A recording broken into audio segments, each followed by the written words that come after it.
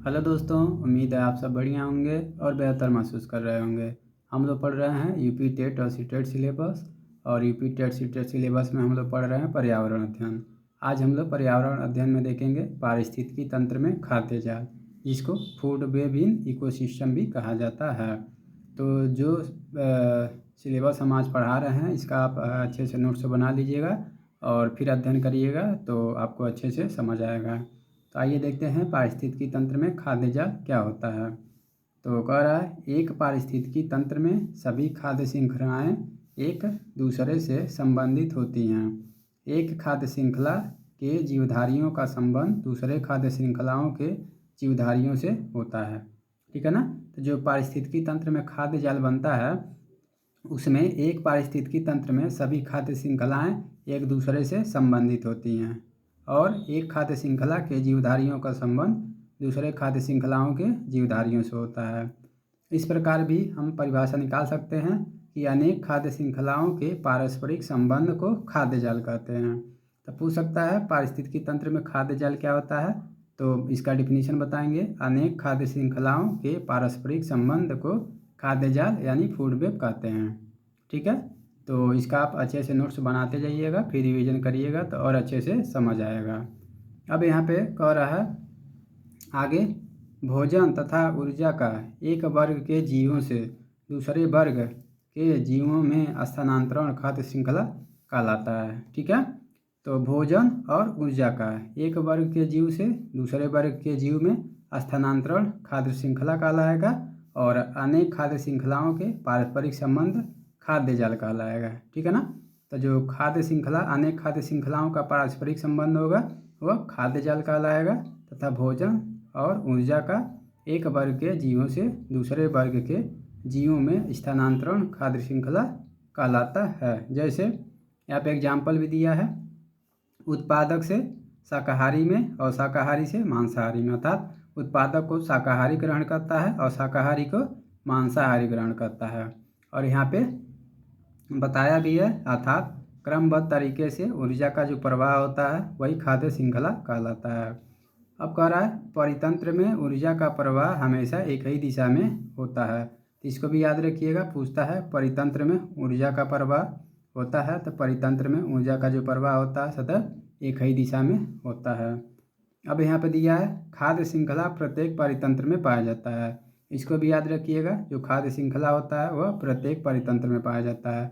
जैसे यहाँ पे दिया है पॉन्ड इकोसिस्टम में फूड चेन। ठीक है ना। जैसे तालाब परितंत्र में जो खाद्य श्रृंखला होता है, खाद्य जाल होता है, उसको देखिए। जैसे पॉन्ड इकोसिस्टम यानी तालाब में सबसे पहले हरे पौधे होते हैं, हरे पौधों को कीड़े मकोड़े खाते हैं, कीड़े मकोड़ों को मेंढक खाते हैं, मेंढक को सांप खाता है, सांप को बगुला या सारस खाता है। ठीक है ना। तो यहाँ पे ऊर्जा का स्थानांतरण जो है एक ही दिशा में क्रमबद्ध तरीके से होता जा रहा है। उसी तरह शैवाल को छोटी मछली खाती है, छोटी मछली को बड़ी मछली खाती है, बड़ी मछली को बगुला या सारस खाता है या बत्तख खाता है। यहाँ पे जो शैवाल और हरे पौधे होते हैं वे उत्पादक होते हैं। उत्पादक को उपभोक्ता ग्रहण करता है और उपभोक्ता को यानी कि जो उपभोक्ता होता है इसको द्वितीय को उपभोक्ता ग्रहण करता है, अद्वितीय को उपभोक्ता को तृतीय को उपभोक्ता ग्रहण करता है। इस तरह जो तालाब पारितंत्र होता है यानी पॉन्ड इकोसिस्टम होता है उसमें फूड चेन यानी खाद्य श्रृंखला जो है क्रमबद्ध तरीके से चलता रहता है। अब यहाँ पे कह रहा है food chain in grassland ecosystem. तो जो घास परितंत्र में खाद्य श्रृंखला होता है उसमें देखिए घास को टिड्डा या कीड़े मकोड़े खाते हैं, टिड्डा या कीड़े मकोड़ों को चिड़िया या मेढक खाता है और चिड़िया या मेढक को सांप या पक्षी खाते हैं और सांप या पक्षी को गिद्ध खाता है। ठीक है ना। इस तरह जो खाद्य श्रृंखला है वह क्रमबद्ध तरीके से चलता रहता है। अब यहाँ पे कह रहा है food chain in forest ecosystem. तो आइए देखते हैं वन परितंत्र में खाद्य श्रृंखला होता क्या है। तो यहाँ पे कह रहा है वन परितंत्र में खाद्य श्रृंखला। तो वन परितंत्र में जैसे चूहे या गिलहरी को बिल्ली खाती है, जंगली बिल्ली, और जंगली बिल्ली को जंगली कुत्ता खाता है। उसी तरह खरगोश है, खरगोश को भेड़िया या लकड़बग्गा खाता है और भेड़िया या लकड़बग्गा को शेर या चीता खाते हैं। अब हम पारिस्थितिकी तंत्र में जो खाद्य जाल होता है उसमें ऊर्जा का पिरामिड देखेंगे कि ऊर्जा का जो पिरामिड होता है वह बनता कैसे है। तो आइए इसको सबसे पहले समझते हैं। तो कह रहा है ऊर्जा का पिरामिड सदैव सीधा बनता है। तो इसको याद रखिएगा, किसी भी परितंत्र में जो ऊर्जा का पिरामिड बनता है वह सीधा बनता है, क्योंकि परितंत्र में ऊर्जा के आगे बढ़ने का क्रम निश्चित होता है। तो किसी भी परितंत्र में जो ऊर्जा का पिरामिड बनता है वह सीधा बनता है, क्योंकि परितंत्र में ऊर्जा के आगे बढ़ने का क्रम निश्चित होता है। ठीक है। अब दूसरा कह रहा है, ऊर्जा के पिरामिड में जैसे जैसे हम नीचे से ऊपर की ओर आगे बढ़ते हैं वैसे वैसे निम्न स्तर के जीव से उच्च स्तर के जीव की ओर आगे बढ़ते हैं। ठीक है ना।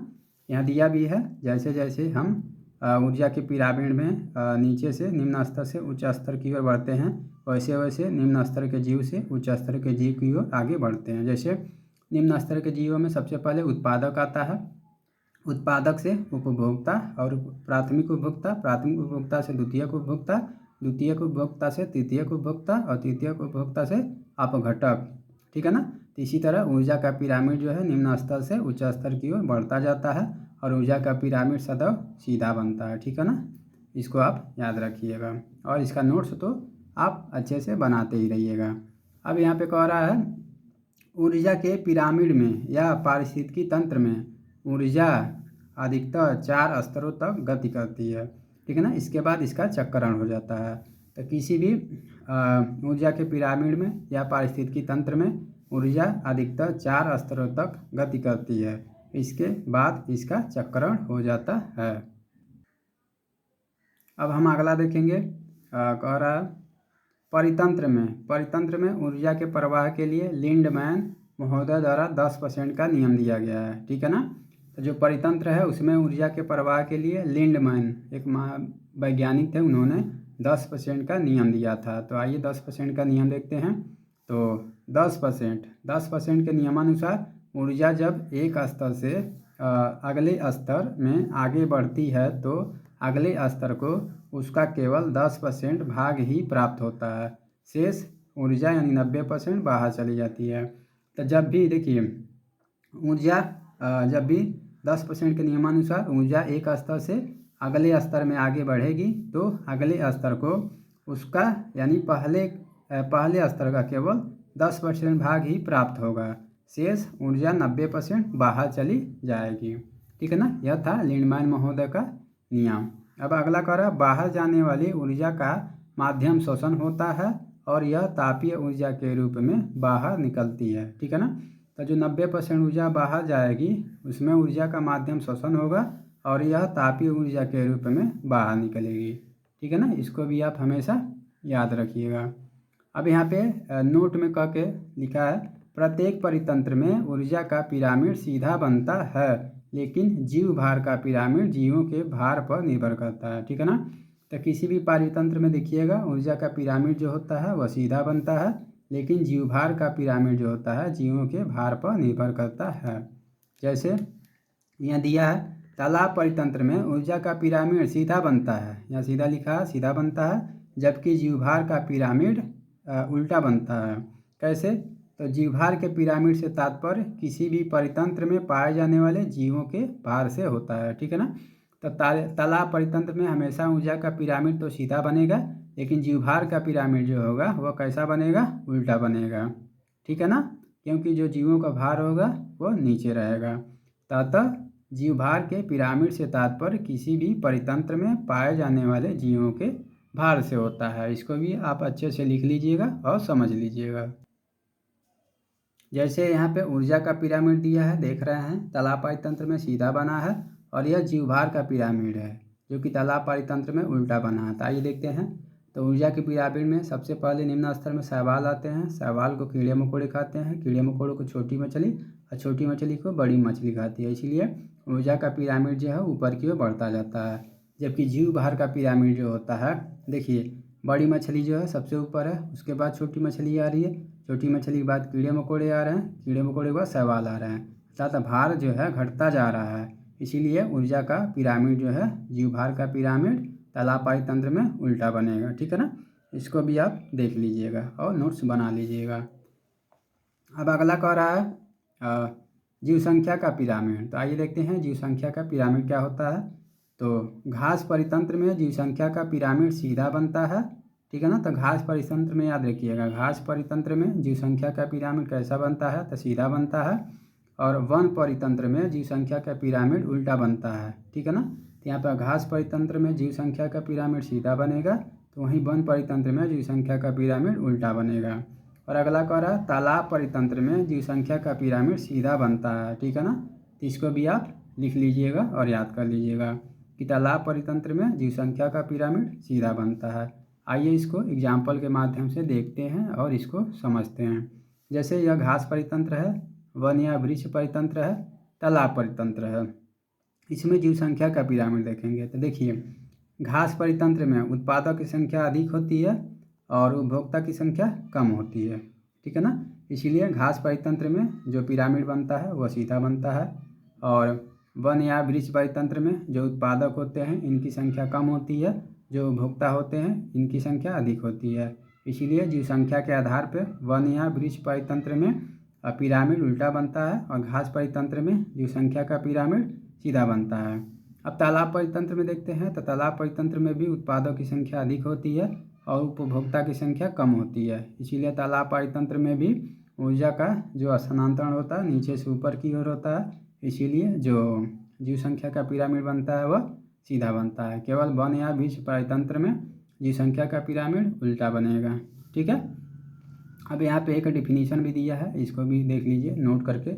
जीव संख्या के पिरामिड से तात्पर्य किसी भी पारिस्थितिकी तंत्र में पाए जाने वाले जीवों की संख्या से होता है, ठीक है ना। तो इसको भी आप याद रखिएगा कि जीव संख्या का पिरामिड क्या होता है। तो जीव संख्या के पिरामिड से तात्पर्य किसी भी पारिस्थितिकी तंत्र में पाए जाने वाले जीवों की संख्या से होता है। अब यहाँ पे एक दिया है समष्टि, आइए देख लेते हैं समष्टि होता क्या है। तो समष्टि के बारे में जानते हैं। कह रहा किसी स्थान विशेष पर जीव जिस समूह में रहता है उसे जैव समुदाय कहा जाता है। इसको भी आप देख लीजिएगा कि जैव समुदाय होता क्या है। तो किसी स्थान विशेष पर जीव जिस समूह में रहता है उसे जैव समुदाय कहा जाता है। दूसरा कह रहा किसी स्थान विशेष पर या परितंत्र में कुल जैव समुदाय की संख्या को समष्टि कहते हैं। तो किसी स्थान विशेष पर या परितंत्र में कुल जैव समुदाय की संख्या को समष्टि कहा जाता है। और गहन पारिस्थितिकी शब्द सर्वप्रथम अर्निस्ट नेज ने 1972 ईस्वी में दिया था। तो समष्टि के बारे में इतनी चीज़ें आप नोट कर लीजिएगा और इसका बेहतर तरीके से नोट्स बनाइएगा और एक बार और अध्ययन करिएगा, और एग्ज़ाम से एक माह पहले भी इसको अच्छे से अध्ययन करिएगा, तो आपको 100% समझ में आ जाएगा। इस तरीके से आज के वीडियो में हमने पारिस्थितिकी तंत्र में खाद्य जाल के बारे में पढ़ा। तो इसको अगर आप बेहतर तरीके से नोट्स बनाते हैं और इसका अध्ययन 1 से 2 बार करते हैं तो आपको 100% जो है समझ में आ जाएगा। और पर्यावरण अध्ययन के सिलेबस में यानी पेपर में 30 में 30 नंबर आप आसानी से प्राप्त कर लेंगे। तो आगे के अपडेट के लिए चैनल को सब्सक्राइब कर दीजिएगा, लाइक कर दीजिएगा और ज़्यादा से ज़्यादा शेयर कर दीजिएगा। धन्यवाद।